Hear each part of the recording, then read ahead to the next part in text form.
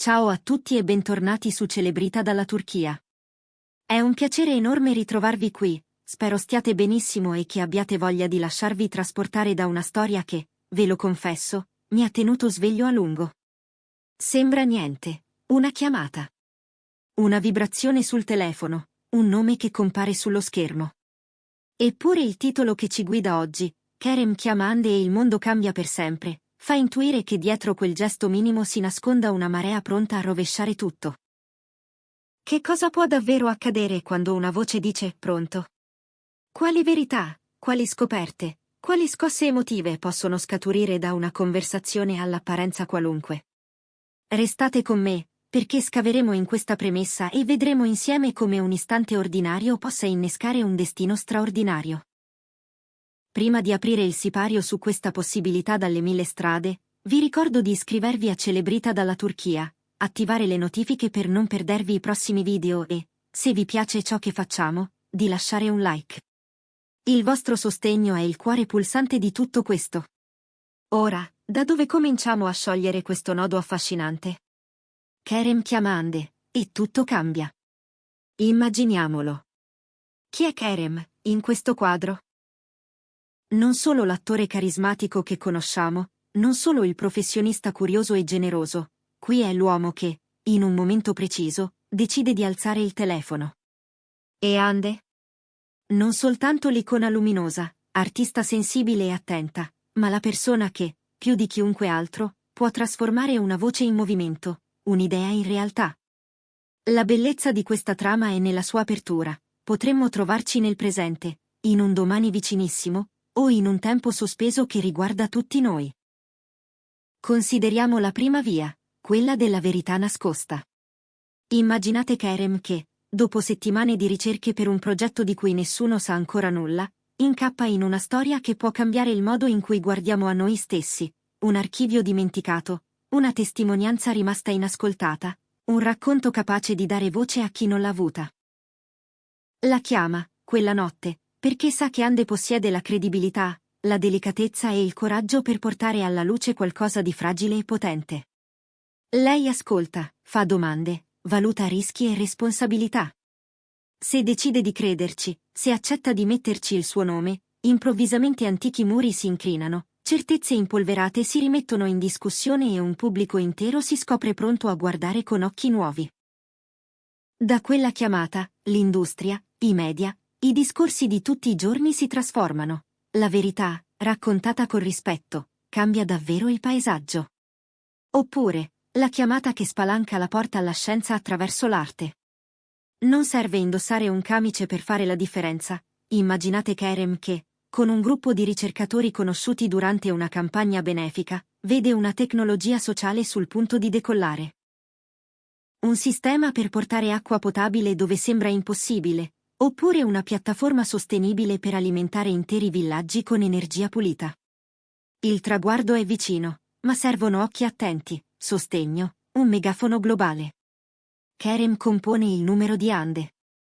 Le racconta i dettagli, le mostra prototipi, le confessa timori e speranze. Hande, da donna pratica oltre che visionaria, pensa alle strade da percorrere, a come coniugare notorietà e responsabilità. Se dice sì, se sceglie di sposare quella causa con la sua immagine e il suo lavoro, il progetto ottiene risorse, trasparenza, visibilità, e il mondo comincia, un pozzo alla volta, una casa alla volta, a respirare meglio. La fama diventa infrastruttura morale, non più solo riflettori, ma luce che illumina davvero. Non tutto, però, deve profumare di scoperta positiva, a volte una chiamata è un allarme. Pensate a una notte ventosa, a notizie frammentarie su incendi che avanzano o a scosse che mettono in ansia intere città. Kerem riceve un messaggio, poi un'altra conferma, e capisce che il tempo stringe. Non serve un comunicato, serve una voce che smuova, che coordini, che faccia arrivare aiuti dove mancano minuti. Chiama Hande. Lei ha il telefono che non smette di suonare, conosce volontari, fondazioni, giornalisti, in poche parole sa come muovere una rete. In quella telefonata c'è urgenza, ci sono mappe, ci sono nomi e indirizzi. Se Hande risponde con la lucidità che tutti le riconoscono, Se apre i suoi canali e alza il volume della richiesta, camion partono, fondi si sbloccano, i medici ricevono ciò che serve. E magari, senza che il mondo se ne accorga fino in fondo, milioni di persone respirano un po' più sicure perché due voci hanno deciso di farsi ponte tra disperazione e aiuto concreto. Poi c'è l'angolo più intimo, quello che tocca la parte di loro che il pubblico ha imparato a conoscere e a proteggere. Una chiamata che è una mano tesa. Kerem e Hande hanno condiviso set, risate, silenzi, strade parallele che a volte si sono incrociate e a volte allontanate. Non tutto è stato semplice, non tutto è stato detto. In una sera in cui i ricordi sono più forti della prudenza, Kerem la chiama. Non per un titolo di giornale, non per una strategia, ma per un gesto di verità. Chiede scusa dove serve, spiega dove prima non aveva trovato parole, ascolta quello che non aveva mai voluto sentire. E succede qualcosa che somiglia a una tregua tra il cuore e l'orgoglio. Hande non è sprovveduta, pesa le frasi, valuta il passato, difende il proprio spazio. Ma se in quella voce riconosce sincerità, se in quella chiamata intravede la possibilità di un capitolo nuovo, allora gli ostacoli bagnati di incomprensioni si sciolgono piano.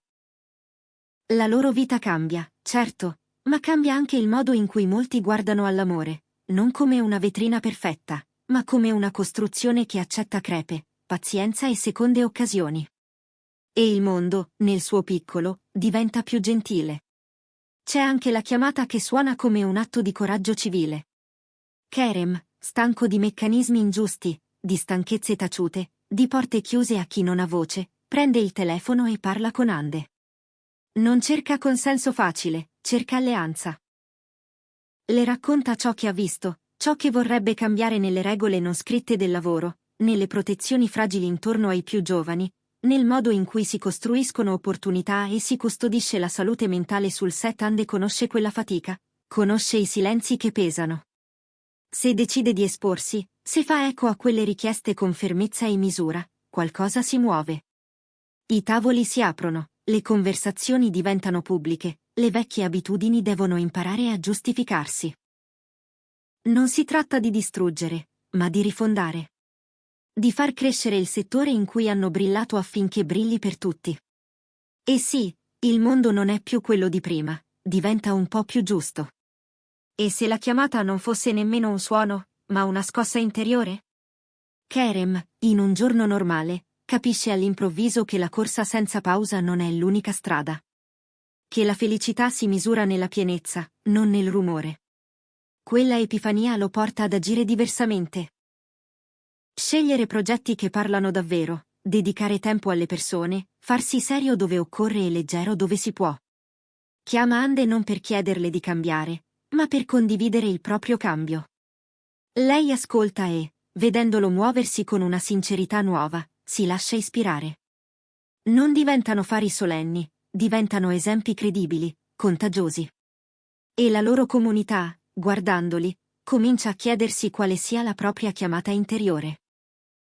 Così, senza proclami, il mondo cambia dal basso, da un gesto gentile alla volta.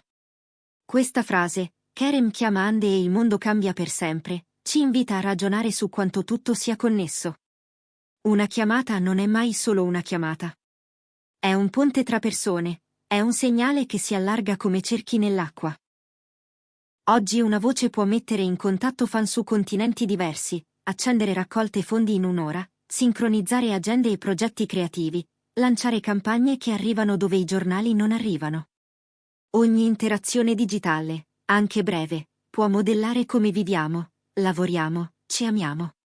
E, se vogliamo guardare più in profondità, c'è la domanda più grande: destino o scelta? Quella chiamata era scritta nelle stelle, figlia dei 1000 passi che li hanno portati a sfiorarsi e ritrovarsi, o è un gesto nato in un secondo di coraggio, capace di piegare la rotta del tempo? La storia è piena di momenti soglia, parole dette al momento giusto, incontri che cambiano una traiettoria, decisioni che aprono sentieri. Kerem e Hande lo sanno, il mondo non è statico, si muove con noi, e spesso si muove perché ci parliamo. Allora, che cosa possiamo portarci a casa da questa immagine potente? Prima di tutto, che nessun contatto è inutile.